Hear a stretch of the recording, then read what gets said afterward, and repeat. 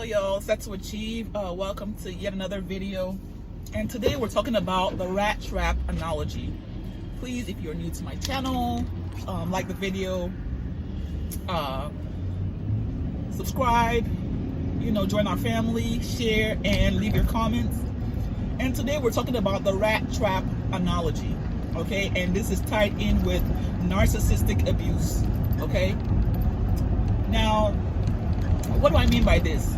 Okay, now we actually had some rodent issues, in my house recently, and we're trying to figure out ways to get rid of it in a humane way, not to kill him, but just to capture him and like release him outside, release him in the bushes or something.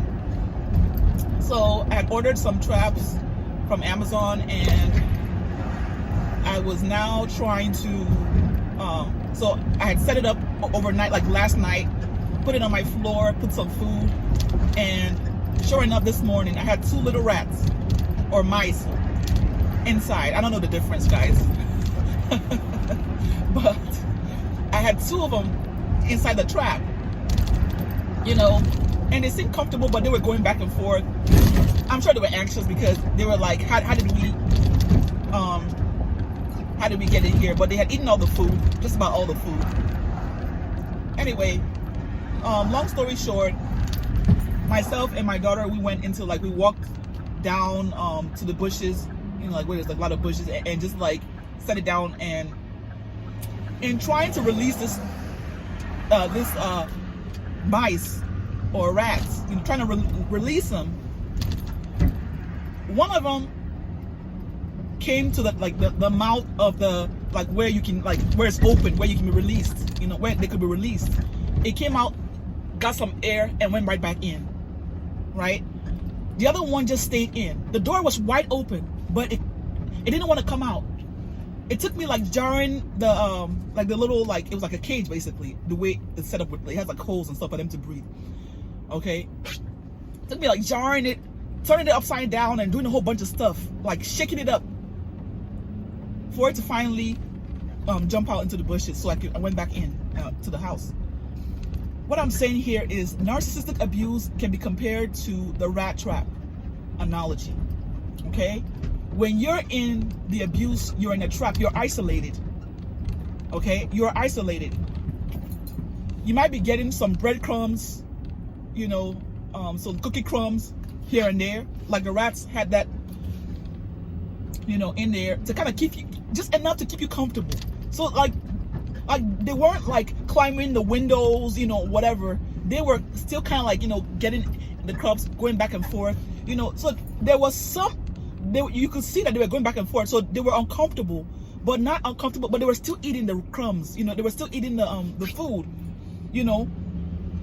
So that's exactly how narcissistic abuse, and when they got a chance to escape, they went back in. Okay? So with narcissistic abuse, what keeps people trapped is the push-pull, the trauma bond, or what you call the breadcrumbing. Okay? So the victim, like a rat in a trap, stays in even when they can leave, even when all the signs are there. They're trauma bonded by the abuse. So therefore, a lot of times they don't leave. They have a chance to leave, they have a chance to escape, they have a chance to create a new life, but a lot of times they don't leave. They stay in the trap, they stay in the abuse, right? Because they got used to that. They were groomed to, I wouldn't say enjoy, because nobody enjoys abuse, but they were groomed to stay in the abuse. They were groomed to, what can I say? They had become groomed to endure the rat trap. Okay? They had been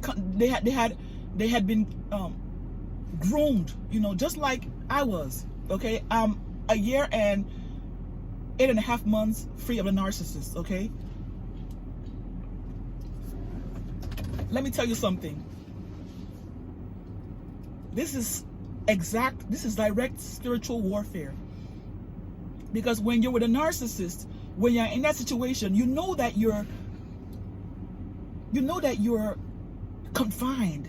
You know that you're not being expressive of yourself, because every time that you say something, every time you try to prove yourself, every time you try to let the narcissist know, how you feel about stuff, and things like that, they gaslight you, they lie, they switch everything around and put the blame back on you. There is no, they're not self-aware, so there is no grasp of reality. They're completely living in a fantasy.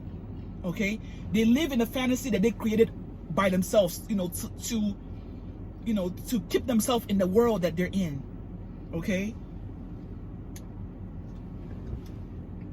so when you agreed to enter their world, to be their wife, to be their child, a lot of children of narcissists are stuck. Okay, they have been groomed to be reliant on a narcissist for finances, for life, for ideas, for everything, and when they get a chance to escape, they can't escape. They can't escape. They're stuck. So there's a lot of people that are in this vicious rat trap cycle. Okay, and it really takes the grace of God. It really takes something really drastic, like they literally have to see the face of a monster when the mask of the narcissist drops and it goes rah, and it just like they really like, just like the way I was jarring the cage, they literally have to be jarred out of the fantasy that they were in. And this is talking about the victims. Okay, so if you're currently right now in a narcissistic abusive marriage or relationship, I understand. Okay, and people are telling you get out of there, and everything, but because you have been lured into that fantasy, it takes the grace of God. It takes the knowledge of what it is that you're actually passing through. It takes the knowledge of actually what you're dealing with to finally say, you know what, enough is enough, and take that step outside. Okay, and actually run out into the bushes and escape. Okay, so just remember, okay, it's one step at a time, but you have to be willing to get the knowledge. Okay, what actually released me and freed me from narcissistic abuse was getting the knowledge. When I started realizing that, wait a minute, and I'm watching the videos, I went on YouTube, I stayed on YouTube watching narcissistic abusive videos, on channels, and I was watching it. I remember one of the channels that really helped me out was the guy that takes the coffee. I think it's narcology. He helped me out so much. A lot of the things that he was breaking down, Mrs. A, Mrs. B, I learned so much about, the mindset of the victims, the harem garage, because a lot of times the victims are kind of kept, basically like, they keep you like in a box, and then when they're ready to, use you, that's how they do their victims, so I learned so much, and I was learning, and as I was learning, I was healing. The Holy Spirit allowed me to heal by watching this. So that's the reason why I'm so dedicated to, putting out this content.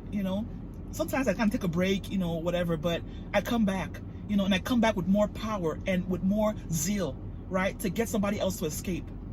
Okay, because being in a rat trap, being just comfortable, because you're breadcrumbing. So the breadcrumbing is what causes the trauma bond, because it's like, once in a while they'll throw you a little pieces of crumbs, of cookies or cake.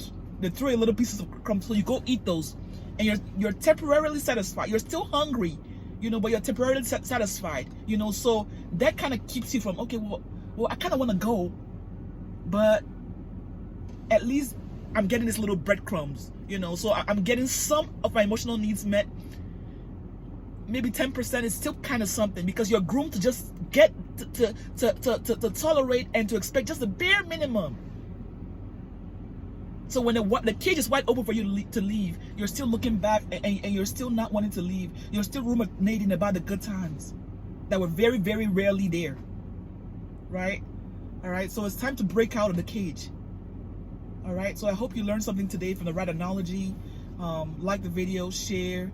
Liking it helps to spread it more. Subscribe if you're new, and until next time, peace. God bless.